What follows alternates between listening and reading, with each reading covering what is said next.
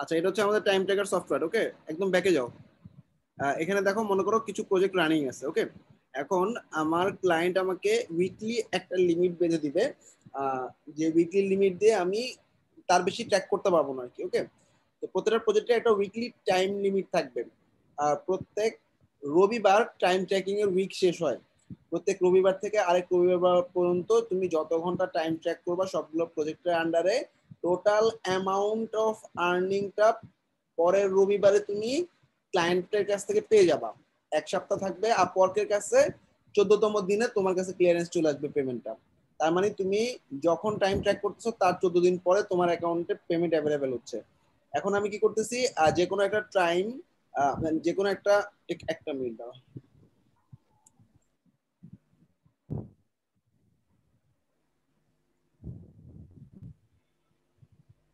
আচ্ছা, যে কোনো একটা প্রজেক্টে আমি ক্লিক করব।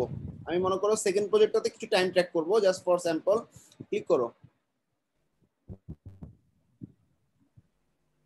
সেকেন্ড প্রজেক্টে, তোমার টাইম ট্র্যাকারে সেকেন্ড প্রজেক্টটা ক্লিক করো। ধরো আমি এই প্রজেক্টের আন্ডারে টাইম ট্র্যাক করব। জি ভাই, করছে।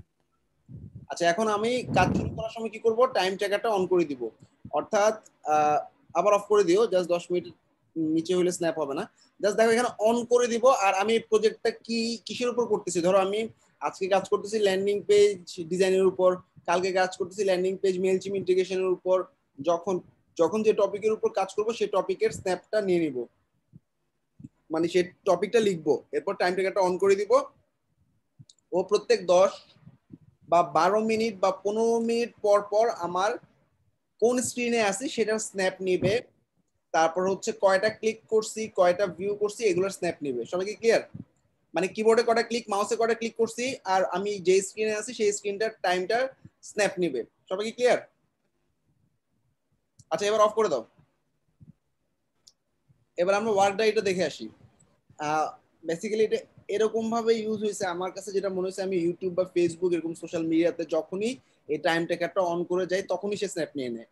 মানে তুমি প্রজেক্টের বাইরে অন্য কোনো স্ন্যাপে যাবা না, যদি যেতে হয় তুমি এটা অফ করে যাবা। এটা এরকম না যে তোমাকে টানা ট্র্যাক করতে হবে। তুমি এখন ওয়াশরুমে যাচ্ছ, অফ করে গেলা, আবার ওয়াশরুম থেকে আসছো, আবার অন করো, দিনে 100 বার অন করো, সমস্যা নেই, সে টোটাল টাইমটা কাউন্ট করবে। মানে টাইম ট্র্যাকার এরকম না যে তোমাকে টানা কাজ করতে হবে, তুমি যখনই আসবা তখনই টাইম ট্র্যাক করে কাজ শুরু করে দিতে পারবা। তো সেক্ষেত্রে তুমি যদি ইভেন ওয়াশরুমেও যাও 2 মিনিটের জন্য, তখনও টাইম ট্র্যাকারটা অফ করে যাবা। আর টাইমটা আওয়ারলি প্রজেক্টে কি হয়, মানে আমি তো লাস্ট দিন একটা উদাহরণ দিছি, আমি একটা প্রজেক্ট কমপ্লিট করবো, সেই প্রজেক্টের আন্ডারে 10টা পেজ থাকবে, ক্লায়েন্ট আমাকে 10 ঘন্টা টাইম লিমিট দিছে উইকলি। তো এই 10 ঘন্টা আমাকে টাইমটা ট্র্যাক করতে হবে, প্রজেক্টটাও শেষ করতে হবে। যদি প্রজেক্টটা শেষ হয়ে যায় আগে, তাহলে তুমি কাজ করতেছো না, তারপরও তুমি টাইম ট্র্যাক করতে হবে, কিন্তু তুমি ওই যে প্রজেক্টের কিছু ফিক্সিং করো বা প্রজেক্টের উপরে প্রজেক্টের লোগোটা চেঞ্জ করো, একটু বড় করো, ছোট করো, এভাবে টাইমটা তোমার পুরো 10 ঘন্টা ট্র্যাক করে রেখে আসতে হবে, নাহলে তুমি পেমেন্ট পাবা না।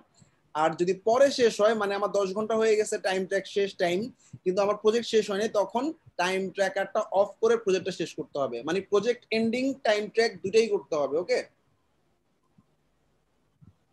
আচ্ছা, এবার আমরা ওয়ার্ক ডায়েরিটা দেখে আসি।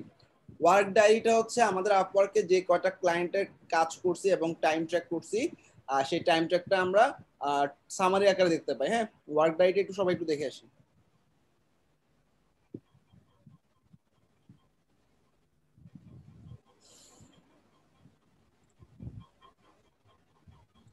সবাই দেখো, তুমি টাইম ওয়াইজ ওয়ার্ক ডায়েরিটা ক্লিক করো, করো, ওই যে টাইমে ক্যালেন্ডারে ক্লিক করো, ক্যালেন্ডার ক্যালেন্ডারে ক্লিক করো, হ্যাঁ 27 তারিখ ক্লিক করো। আচ্ছা, এখানে আমি ধরো 27 তারিখ, কোনো প্রজেক্ট নাই।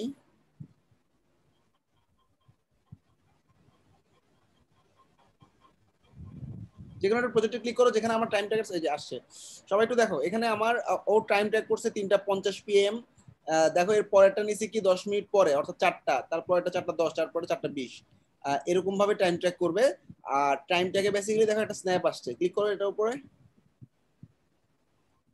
ছবির যে কোনো একটা ছবির উপর ক্লিক করলে দেখবা এখানে একটা স্ন্যাপ দেখা যাচ্ছে, অর্থাৎ ওই কাজটা করার সময় ও কি কাজ করতেছিল সেটার স্ন্যাপটা ক্লায়েন্টকে পাঠাবে। এই স্ন্যাপগুলো কিন্তু উইক শেষে ক্লায়েন্ট পাবে, এবং এখানে কত ঘন্টা ট্র্যাক হয়েছে, কয়টা কিবোর্ড হয়েছে, এইগুলো পাবে ক্লায়েন্ট। হ্যাঁ, এখন একটু নিচের দিকে নামো দেখি আমাদের যে কিবোর্ড এবং মাউসের ক্লিক একটু দেখাই। ব্যাক করতে হবে মনে হয়।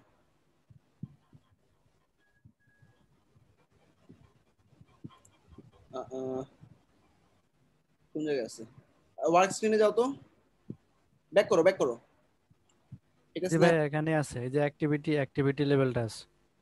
এখানে দেখো অ্যাক্টিভিটি লেভেল নামে একটা জায়গা আছে, এই যে 10 আউট অফ 10, অর্থাৎ ও কিবোর্ডের ক্লিক এবং মাউসের ক্লিকে ও 10, মানে 10-এ 10ই ছিল। দেখো কিবোর্ডে সে প্রত্যেক 1 মিনিটে কিবোর্ড প্রথম মিনিটে 2টা ক্লিক করছে, মাউসে 28টা ক্লিক করছে। তারপরের মিনিটে কিবোর্ডে কোনো ক্লিক ছিল না, মাউসে 22টা ক্লিক। তার মানে এইভাবে টোটাল সে গত 10 মিনিট ধরে কয়টা কিবোর্ড এবং মাউসে ক্লিক করছে এইটার জন্য সে স্ন্যাপ দেখতেছে। সবাই কি ক্লিয়ার ওয়ার্ক ডায়েরিটা? কার কোনো কোশ্চেন আছে বলো। জি হ্যাঁ ভাইয়া। জি কার কোনো প্রবলেম? জি না ভাইয়া। আচ্ছা ওকে, থ্যাংক ইউ ভাইয়া শেয়ার করার জন্য। এখন আমরা যেটা করব, একটা ভিডিও বেডিং দেখবো। এটা হচ্ছে মোটামুটি